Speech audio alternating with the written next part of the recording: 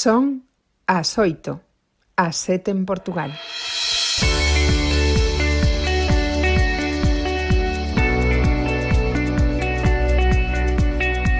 Nas bibliotecas municipais, noticiario Letras Galegas.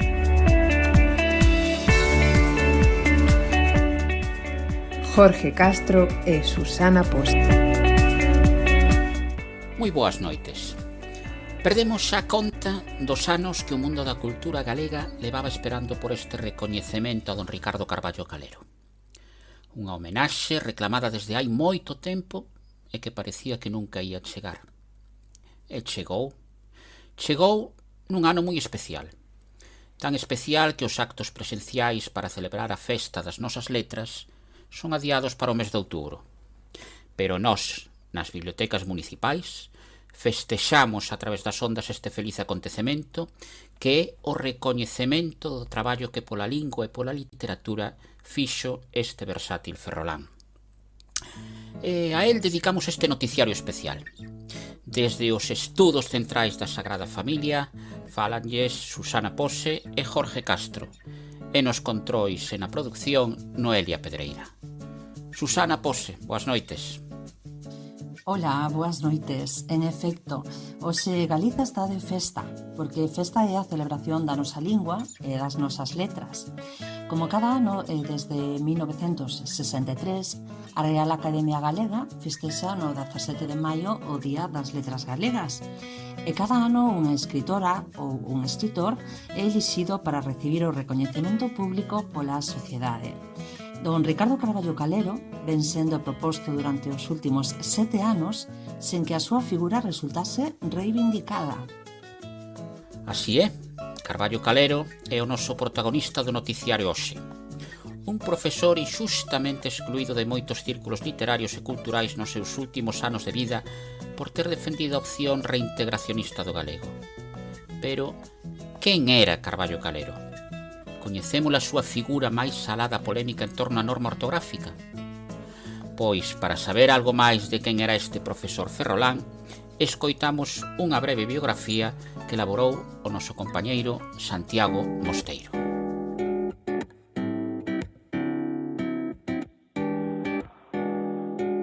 Ricardo Carballo Calero naceu un mes de outubro de 1910 en Ferrol. Xa nos seus anos de estudante, con 13 e 14 anos comeza a escribir, sobre todo teatro e poesía. Desbotada a súa idea inicial de facer carreira na Armada, trasládase a Compostela para iniciar estudos de Dereito. Alí, coñece a que sería a súa muller, María Ignacia Ramos, estudante lucense de Filosofía e Letras. Foi en Compostela onde Calero ten os seus primeiros contactos co mundo da lingüística e onde pasa a formar parte do Seminario de Estudos Galegos e o Grupo Nós. En 1932 regresa a Ferrol e aproba as oposicións para o corpo administrativo do Concello. Non abandona as súas colaboracións literarias e comeza a publicar os seus primeiros libros, ao mesmo tempo que inicia unha segunda carreira universitaria, Filosofía e Letras, da que se licencia en 1935. Fai parte tamén do Partido Galeguista, único partido no que militou en toda a súa vida, e dentro del alíñase coa corrente máis progresista. Decidido a aprobar as oposicións para mestre de instituto, viaxe en 1936 a Madrid para se presentar aos exames.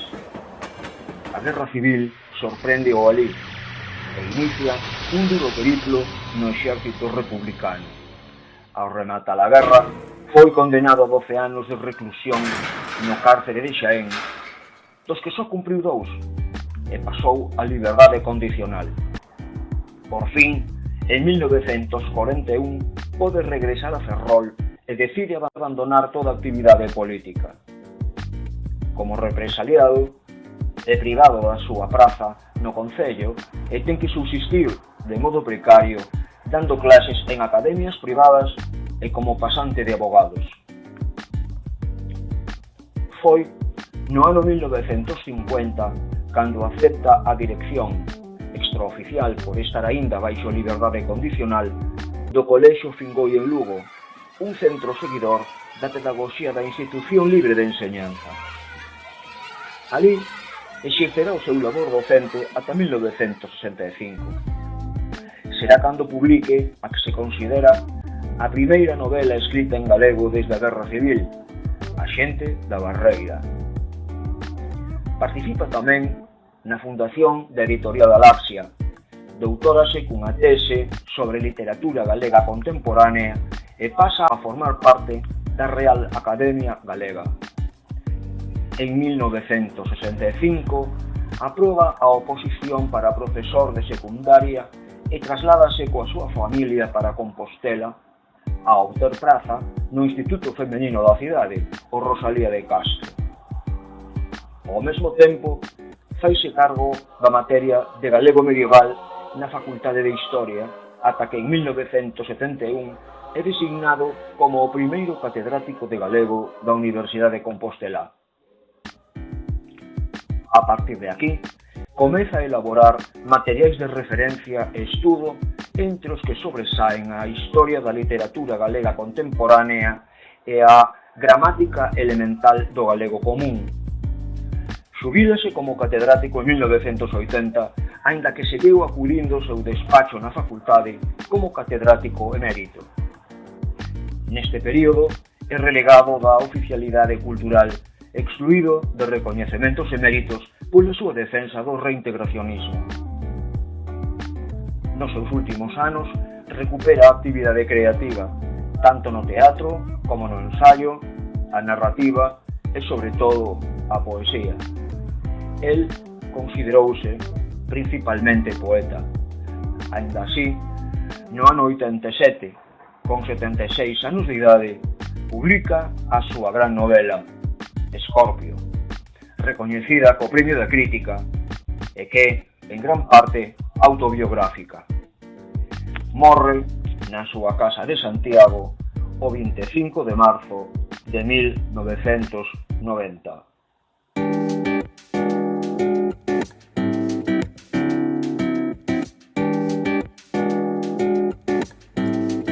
Moitas gracias, Santiago. Compréndese mellor agora o mérito de Calero para recibir esta homenaxe no Día das Letras Galegas. E para falarnos do Día das Letras, de por que por fin é homenaxeado Carballo Calero, Susana, creo que preparaches unha entrevista con Mercedes Queixas, membro correspondente da Real Academia Galega. Sí, Jorge, estivemos con Mercedes Queixas, quen, como ben apuntabas, é membro da Real Academia e tamén é, igual que o foi Carballo Calero, mestra, investigadora, escritora e estudosa da literatura galega. Con ela falamos sobre a figura de Calero e o Día das Letras. Escoitamos a entrevista. Parecelle extraño a moita xente o tempo que se tardou en dedicarlle un Día das Letras a Carballo Calero, máxime cando se levaba solicitando desde hai algúns anos. Que crees que ten a súa figura para despertar tanta polémica? A dedicación do Día das Letras Galegas á figura inmensa de don Ricardo Carballo Calero era un feito que efectivamente levaba moitos anos a agardarse a súa concreción. As razóns seguramente son múltiples, diversas e poden ser cualificadas desde ópticas tamén diferentes. Eu creo, así por simplificar, que por unha banda non deixa de ser un autor descoñecido, non porque non se saiba o seu nome, sino porque realmente non se ten chegado á profundidade dun traballo literario, historiográfico, sociolingüístico, lingüístico, etcétera, moi amplo. O volume da súa obra, a polifacecia da súa dedicación á escrita, á investigación e á literatura é tan magno que por iso falo de descoñecemento real, obxectivo e completo da súa figura e, polo tanto, desa necesidade dun recoñecemento total, global, como representa o Día das Letras Galegas para a sociedade galega. O seu traballo é visto desde o presente con perspectiva temporal, é dunha ambición que realmente supera a disponibilidade e a capacidade de traballo de calquera de nós. É unha vida entregada ao traballo literario, máxime tendo en conta anos ben complexos como foron os da guerra e, por suposto, todas as décadas que viñeron despois de posguerra e de ditadura, que non facilitaban ese traballo, non? A intertextualidade tamén do seu quefacer é tan ampla, tan vasta, que entendo eu que pode dificultar ese achegamento e esa comprensión razoada, honesta e sincera da imprescindível dedicación do Día das Letras Galegas a don Ricardo Carballo Calero. Seguramente, pois, tamén hai outras moitas razóns, e unha delas é xa, pois, unha palabra que ás veces é certamente comprometida, como é a da coherencia. Ricardo Carballo Calero foi unha persoa coherente, foi unha persoa que se definía a si mesma con todos os principios e, por tanto, tamén con todas as consecuencias como un galeguista e, por tanto, os seus pensamentos e as súas actuacións respondían a este principio de coherencia, non?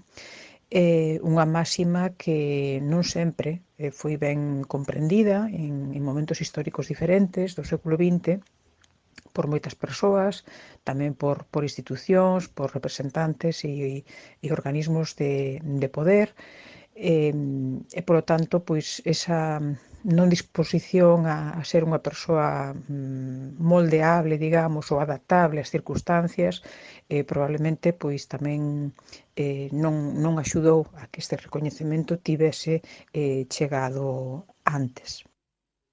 Sufriu a represión polas súas ideas e polo seu compromiso co nacionalismo galego durante os anos previos á Guerra Civil. Non hai dúbida de que en ese tempo influiu na súa trayectoria posterior.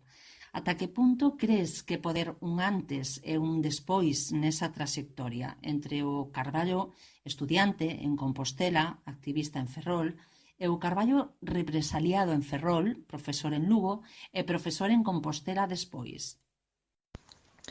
Parece inevitável para calquera persoa chegar á conclusión de que vivir unha experiencia de forma tan directa, tan participativa, nunha guerra, nun proceso bélico, social, coas consecuencias que ten a todos os efectos, sobrevivir tamén a esa dura posguerra, caracterizada, xa o sabemos hoxe, por unha terrível represión contra todas aquelas ideas que cumpría desterrar, eliminar e enterrar tamén, non? Como era, evidentemente, todo o sentimento galeguista e nacionalista, e toda aquela luz, aquel movimento tan lúcido, tan espléndido do tempo de preguerra, no que xa participaba en todos os sentidos, e tamén literariamente Ricardo Carballo Calero.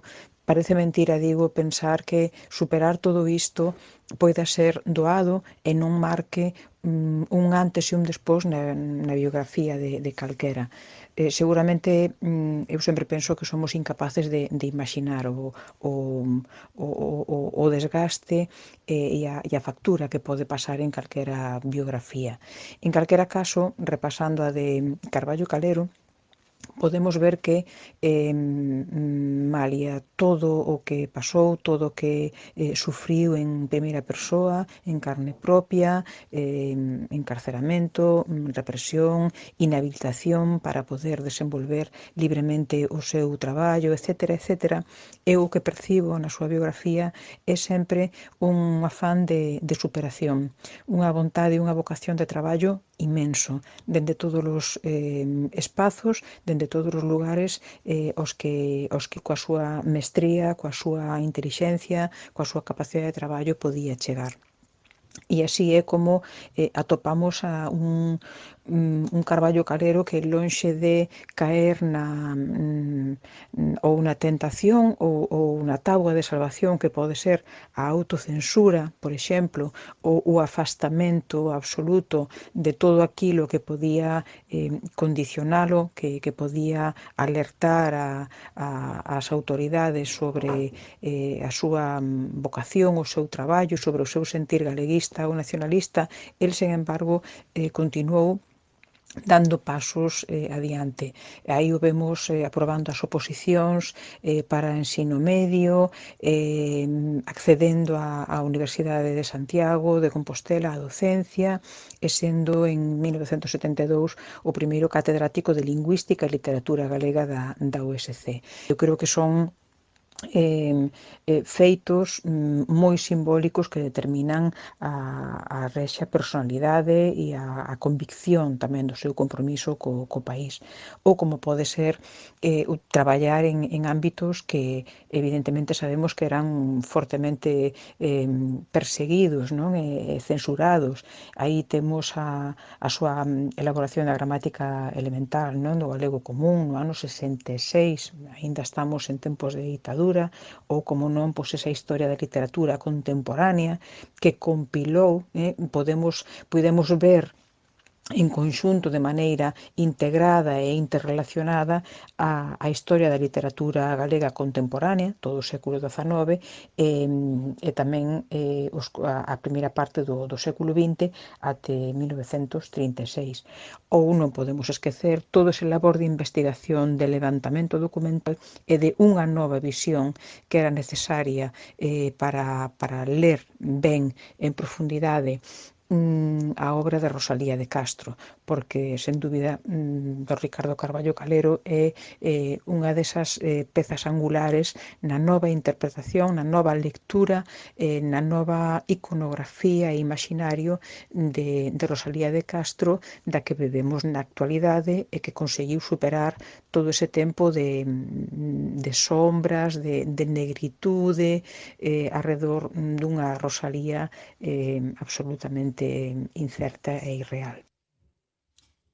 E para rematar, unha pregunta moi aberta. De todos os ámbitos nos que traballou, historiador da literatura, filólogo, escritor, profesor, cal crees que é o máis destacable desde o teu punto de vista, o que máis influiu na nosa lingua e nas nosas letras? Unha persoa tan polifacética, con unha produción tan vasta como Carballo Calero, realmente resulta difícil quedar só con un perfil, con unha aresta do seu traballo. Entón, ante a dificultade, o que vou facer é escoller aquilo polo que primeiro accedín e quedou sempre gravado en min a figura de Carballo Calero. Escollo, por tanto, para min, o que representa a historia da literatura galega contemporánea, porque foi ese traballo o que primeiro me trouxo a Carballo Calero. Como estudante naquela altura de Filoloxía Galega na Universidade da Coruña, atoparme con aquel volume con tantísimas páxinas que recompilaba unha parte, a parte contemporánea do XIX e principios do XX da historia da literatura galega, foi para min unha especie de golpe, de shock, que me fixo abanear e que me fixo consciente da profundísima ignorancia que eu tiña como galega dunha parte dun século e pouco máis da historia da literatura galega.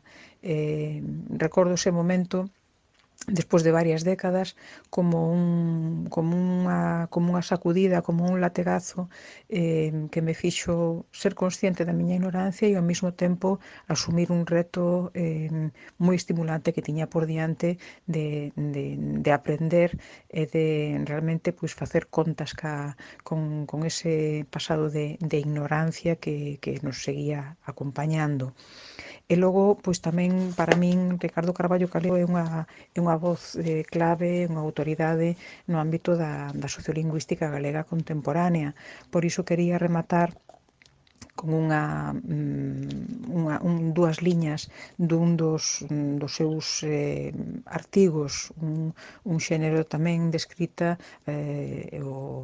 como articulista que el desenvolveu incansabelmente en diferentes medios durante boa parte da súa vida. Neste caso pertence a esta cita a un artigo que se titula O uso do galego para todo e que comeza así: unha lingua non pode perpetuarse se non se exercita. Unha lingua non pode realizarse se non se proxecta sobre un mundo real. Obrigada, Mercedes, polo teu tempo e pola túa sempre boa disposición connosco. Sempre é unha delicia escoitarte. Grazas, Susana, por esta entrevista e obrigado naturalmente a Mercedes. Continuamos con este programa especial e facémolo con algo que non pode faltar na radio, que é a música. Contábanos Santiago que Carballo Calero se consideraba principalmente poeta. E habitual é que moitos poemas sexan musicados, e don Ricardo non podía ser unha excepción. De feito, hai anos chegouse a convocar un concurso chamado Musicando a Carballo Calero, que foi gañado por un dúo composto por un rapaz segoviano, César Herranz, e unha rapaza angolana, Aline Frasao. Formaban o grupo A Miña Embala. Están especialmente ligados á nosa biblioteca, a Biblioteca da Sagrada Familia, porque aquí actuaron en máis de unha ocasión. Así que imos escoitar ese tema gañador, o poema musicado de Carballo Calero, María Silencio, do seu poemario Pretérito Imperfecto. A Miña Embala. Cabeleira de chuva, olhos de neve, oh Maria, silêncio esfarrapadas, preta, sempre aguardando pela noite as barcas. Tua angúnia fala com olhadas, Maria noturna no peirão que esperas. Pelo dia não vives, nasces cada sol pôr, cais a primeira estrela, nasces cada sol pôr, cais da primeira estrela.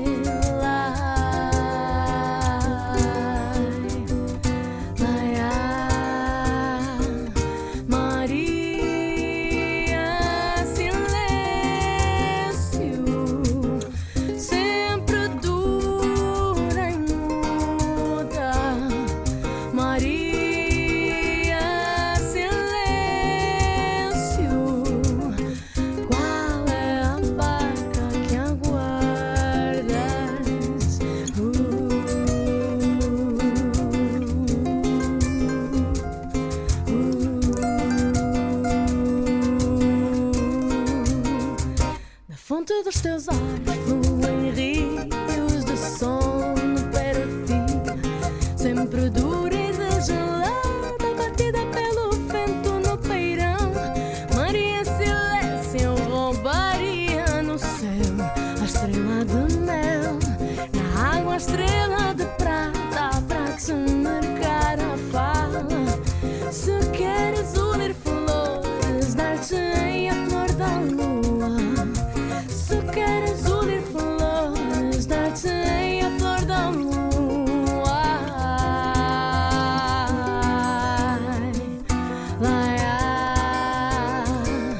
Maria do mar, que barca guardas, Maria do mar. Qual é a barca que aguardas? Queres o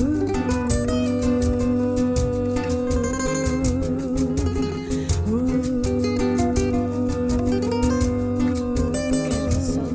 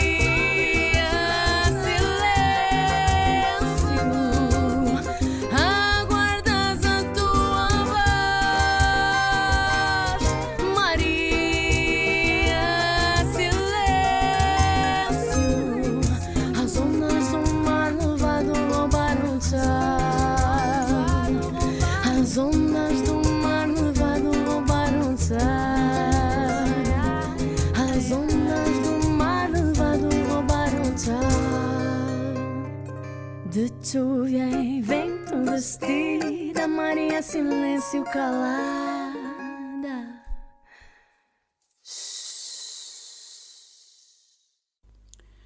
Maravillosa voz e maravillosa música. Por certo, este e o resto dos temas deste disco están disponibles para descarga libre en internet.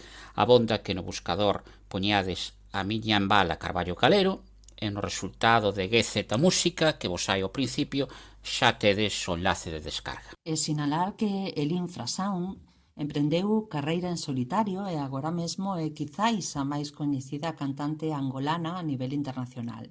Aínda así, sempre mantén unha especial relación con Galiza porque, entre outras cousas, a lingua axuda a unir povos.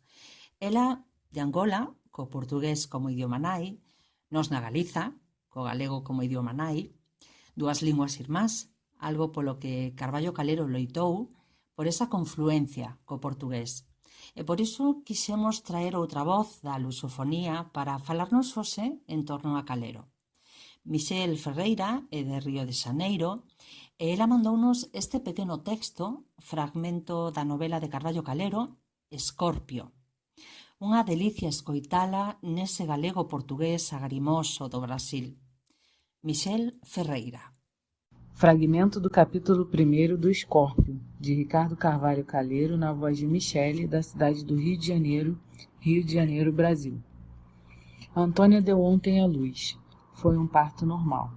A parteira não achou dificuldade para realizar o seu cometido. Não houve que chamar médico nenhum. Agora, a mãe e o neno jazem na humilde cama. A criança é formosa, de bom peso, com uma abundante penugem loira na cabeça. Aperta os punhos e os olhos quando está dormindo, a carão da mãe saciando seu apetite de leite materno. O leite flui naturalmente do peito de Antônia. Tudo está bem.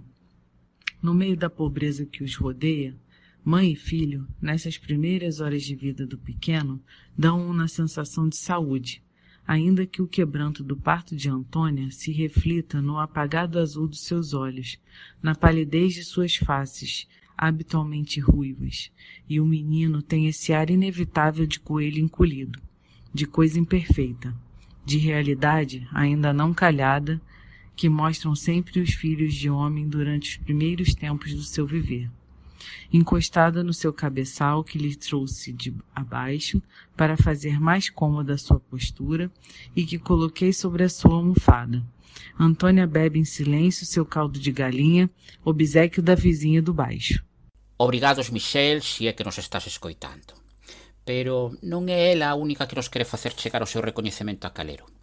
Hai uns días, preparando este programa, pedimos aos nosos ouvintes, os que tiveron a oportunidade e a gran sorte de coñecelo en persoa, que nos mandaran as súas impresións, o que del recordaran. E tivemos moitas respostas que nos fixeron chegar a través do correo electrónico. A nosa compañera de redacción, Ángeles Rivera, preparou unha selección de algunha delas. Ángeles, témolas preparadas? Témolas. Alumnos e alumnas que foron del mandáronos moitas mensaxes explicando como era don Ricardo. Comezamos polo que nos manda Isabel Marín, desde Monte Alto. Na miña xeración coñecemos a don Ricardo no ano 1975, en que foi o noso profesor de galego en terceiro curso de filoloxía. Un mestre temível por rigor e exixencia, que impoñía xa sen falar, que nunca sorría na aula, acenando cos brazos como un senador no foro, con poderosa voz modulada que nos prendía co engado da súa oratoria perfecta. Lanzaba frases precisas en cadea cadencial con inusitado rigor, todas previamente ordenadas naquela mente de asombrosa memoria. Entre longas pausas, eses sibilantes, longuísimos silencios circunspectos que aportaban suspense para resolver coa afirmación final, as mans en alto e un leve sorriso. Así o lembro. Xavier Tenreiro, profesor de galego, desde Mesoiro, tamén lembra a súa figura. Escríbenos. Sempre estaba disposto a opinar sobre unha cuestión posta, a facer unha lectura crítica dos nosos textos, prologarnos un libro, comentar un artigo e mesmo colaborar el mesmo co envío de artigos para revistas escolares ou participar xenerosamente nas nosas aulas de bacharelato, en congresos, xornadas, palestras nos institutos ou deixarse fotografar e entrevistar, plenamente consciente de que se achegaba ao fin da súa viaxe e que había que deixar proba documental de que pasara por aquí e deixara a escola. A verdade é que o utilizamos como grande axuda para a mellor defender a causa, quizá excesivamente dado a súa idade, mais el gustaba diso e xa máis dixo que non. E finalizamos con esta ouvinte que nos deixou o seu testemuño no contestador. Era un hombre sumamente sensible, con unha exquisitez tremenda, un pouco así como nostálgico. Él era un hombre como sumamente elegante, siempre con su sombrero, con sus abrigos maravillosos. La palabra no era presumido, era como una elegancia interior que se transmitía al exterior. Y entonces él cuidaba mucho su vestimenta, sumamente siempre cuidado, sumamente siempre arreglado. O sea que lo teníamos como muy endiosado por su valentía, por su valor y al mismo tiempo por su humildad, porque no era un hombre nada soberbio, nada presuntuoso, vamos a ver, era un ser muy especial, una exquisitez de sensibilidad y de saber estar, era una persona exquisita. Estupendas descripcións, Ángeles, porque nos gusta tamén coñecer a persoa que hai detrás do profesor, do escritor, do investigador. Era, segundo se desprende dos testemuños que nos enviaron, un home analítico, un home ocorrente, meticuloso, cultísimo, con forte carácter, cun xenio e mirada terríveis cando algo incomodaba, pero tamén era simpático, cariñoso, atento, cordial, de sorriso, tenro e educado. Así parece ser, Jorge. E tamén recibimos unha chamada de Manuel Varela, que foi alumno del nada menos que no Colexio Fingoi, de Lugo, e que nos quería contar unha anécdota simpática que dá boa mostra do seu carácter. Dinos Manuel que o que conta sucedeu nos ensaios de teatro que Calero dirixía co seu alumnado de secundaria. Deixemos a Manuel que nos lo conte coa súa propia voz. Eu quero contar unha anécdota que me pasou cando eu era alumno de Don Ricardo, no Colexio Fingoi. Era o meu profesor de literatura. Nas clases liamos poemas en alto e mandábanos facelos declamando e poñendo posturas para axudar cos xestos. Unha vez, a un compañeiro meu, Manoliño, mandoulle recitar Sonatina de Rubén Darío. E cando saiu ao estrado, púxose todo teso e empezou a recitar así moi monocorde, case sin entonación. La princesa está triste, que tendrá la princesa. E Don Ricardo interrompeu-no e dixolle que non, que así non era, que tiña que facelo con máis entoación e gesticulando. O Manoliño abriu os brazos e puxo cara de pena e empezou outra vez gesticulando moito, pasando as mans pola cara, facendo como se escoitaba ao lonxe. La princesa está triste. Que tendrá la princesa? Los suspiros escapan de su boca de fresa, que ha perdido la risa, que ha perdido el color. La princesa está pálida en su silla de oro. Está mudo el teclado de su clave sonoro, y en un vaso olvidada se desmaya una flor. El jardín puebla el triunfo de los pavos reales. Parlanchina la dueña dice cosas banales, y vestido de rojo piruetea el bufón. E cando dixo isto, fixo unha pirueta moi graciosa, deu un trespés e caiu da tarima. E claro, estamos todos a rir. Don Ricardo non río, pero notábase ben que lle fixera gracia, porque eso era o que tiña don Ricardo, que non ría nunca, pero se lles mirabas para os ollos vías que era como se estivera rindo, ou seja, que parecía serio, pero tiña moito sentido do humor. E máis nada, mirou que non lle pasara nada ao Manoliño e mandouno para o sitio, recomendándolle que para a próxima ensaiara máis, que iso é todo o que ia dicir. Grazas, Manuel, por darnos esta visión humana de Calero vivida en primeira persoa. Contábamos que Manuel foi alumno seu no Colexio Fingoi de Lugo, un colexio cunha visión totalmente diferente do ensino naquela España gris, onde a educación estaba prácticamente monopolizada pois por unha igrexa conservadora e tradicional. Susana, creo que temos algo relacionado con este colexio. Así é, Jorge. A nosa compañeira Mari Carmen Rouco estivo ali, no Colexio Fingoi, e dali nos trae esta crónica. Adiante. Sí, Susana, estamos no Colexio Fingoi, na capital lucense, e estamos cunha persoa que coñece moi ben este colexio, Julia Miguel, porque ela pasou polas súas aulas e dedicouse a investigar sobre o seu centro. Julia é na actualidade actriz, tanto en teatro como televisión ou cine, e é coñecida especialmente polos seus recitais poéticos. Julia, boas noites. Contanos deste colexio, o Colexio Fingoi. Boas noites, Mari Carmen. Como ben dixeches, gardo un grato recordo deste centro, porque boa parte do que son e moito do que fago na actualidade é debido ao ensino aquí recibido. Contoche. O Colexio Fingoi foi fundado en 1950 por Antonio Fernández López, unha persoa que así polo nome parece non dicirnos nada, pero que se trataba dun interesante personaxe. Abonda con dicir que, ademais de crear este colexio, tamén participou na fundación de empresas tan coñecidas na Galiza como Celtia, Frixa ou Pescanova, entre outras, e iniciativas culturais como a Editorial Galaxia ou a Fundación Penzol.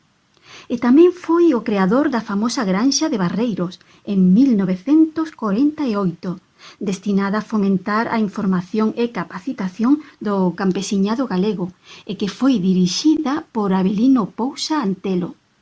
E esta persoa, Antonio Fernández, foi o que confiou a dirección do Colexio Fingoi a Ricardo Carballo Calero, de Tapadillo, porque naqueles anos estaba inhabilitado oficialmente para a docencia. E canto tempo estivo Carballo como director en Fingoi? Moito tempo. Nada menos que desde 1950 ata 1965, que foi cando sacou a praza de profesor de secundaria e marchou para Santiago. Pero quero decirche que, ademais de Carballo, por este colexio, naqueles anos, pasaron tamén como profesores Méndez Ferrín, Bernardino Graña ou López Casanova, por citar algúns. Julia, xa sabes, e ti mellor que ninguén, porque prácticamente es do medio, que na radio o tempo é ouro. Así que imos pasar xa a iso que ti ben sabes facer e que preparaches para o noso programa. Explícanos de que se trata. Sí, Mari Carmen, preparei un recitado dun poema de Calero. Trátase dun poema da súa última época, despois de xubilarse, cando se dedicou máis á súa faciana creativa. Pertence ao seu libro Cantigas de amigo e outros poemas, e titúlase Calquer lugar é bon para morrer.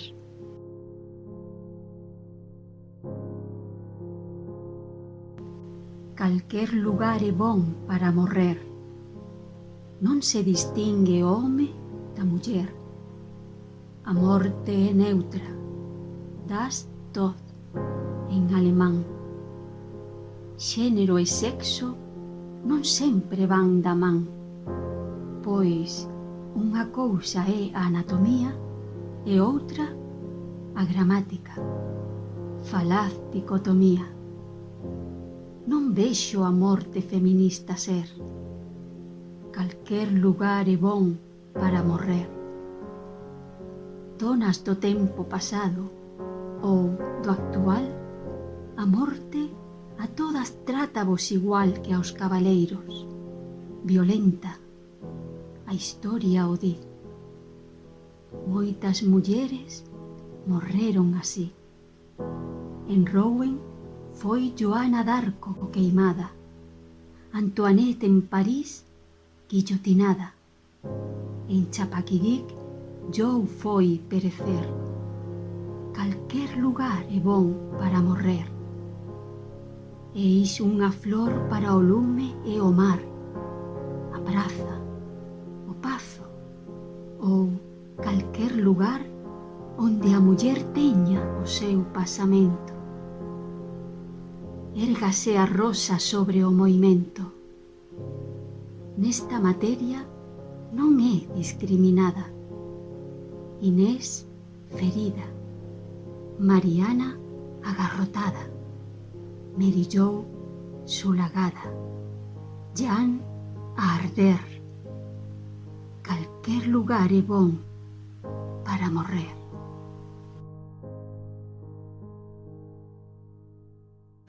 Precioso, Julia. E recitado por ti aínda moito máis. Só resta agradecerche a túa colaboración e a túa testemuña moi valiosa para coñecer máis a figura de Carballo Calero. Grazas, Julia. Non, grazas a vos. Grazas tamén a ti, Mari Carmen, por traernos estes versos de Calero a través da arte de Julia. E ben, Jorge, temos reservado un prato forte para o final, é así? Claro que é así, porque todas e todos oístes falar algunha vez da maxia da radio. E esta maxia vai nos levar hoxe a unha viaxe polo tempo. Imos desprazarnos a Compostela, pero a Compostela de 1984, nada menos, a Facultade de Filoloxía, porque ali a nosa compañeira Loli Domínguez está nada máis e nada menos que co noso profesor, con don Ricardo Carballo Calero. Loli, contanos. Sí, compañeiro. Estou agora mesmo no interior da facultade, nun dos seus despachos, no baixo deste edificio. Un espazo pequeno, máis pequeno aínda por efecto da multitude de libros que cobren as súas paredes. Nun dos lados, cerca da pequena ventá, hai unha mesa, igualmente cuberta de libros, cadernos, papéis e carpetas. E tras esa mesa temos un profesor emérito que, maila a súa xubilación, segue vindo á facultade todos os días para atender ao alumnado. Ele é don Ricardo, sempre cortés, sempre amável, e que tivo a xentileza de facernos un oco para atender as nosas preguntas. Boas noites, don Ricardo Carballo Calero. Sobre a lingua galega, preguntámoslle, cal é o futuro do galego? Non se pode facer unha afirmación decisiva sobre o particular, sería moi ousado, moi pedantesco. O que si podo dicer é o seguinte: se o galego a persistir, ten que persistir como lingua de expresión total, expresión oral e expresión escrita, e como lingua que pode sair dos seus lindeiros administrativos. Non se pode extrapolar a división política sobre o campo da realidade lingüística. Neste sentido, o galego non pode prosperar, non pode pervivir se non mantén o contacto co resto das normas do seu mesmo sistema. Como ensinaría hoxe o galego? E que galego ensinaría? Se eu estivese en activo aínda, ensinaría o galego que ensinei mentras en activo estiven. Un profesor universitario ten que enfocar a lingua desde un ponto de vista científico, descrevendo todas as súas realidades. Outra cousa é o problema do ensino do galego cunha finalidade normativa que xa pertence a outros sectores do ensino.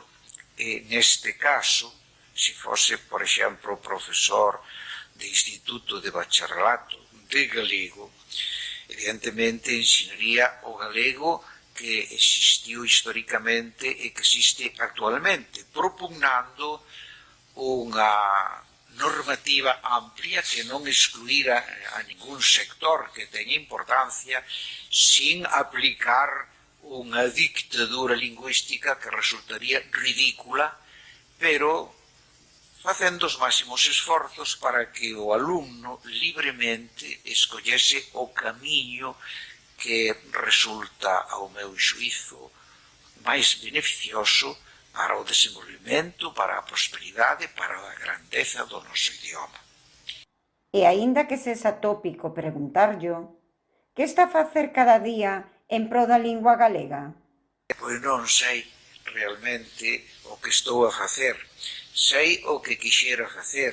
E o que quixera facer é suscitar, especialmente dentro da mocidade, a idea de que o galego non pode ser exclusivamente a lingua degenerada, a lingua corrompida, a lingua castellanizada, que é resultado de moitos séculos de imposición da lingua oficial, senón que ten que ser restaurada na súa natureza histórica, aínda que adaptándose naturalmente ao momento que vivimos. Cal é o seu ou a súa poeta galega preferida? Eu non son home de preferencias exclusivas en nada, mas creo que a significación histórica de Rosalía pode conferirlle para moitos o posto primario nunha consideración desta índole. Moitas grazas pola súa amabilidade e polas súas respostas sempre tan orientadoras, profesor.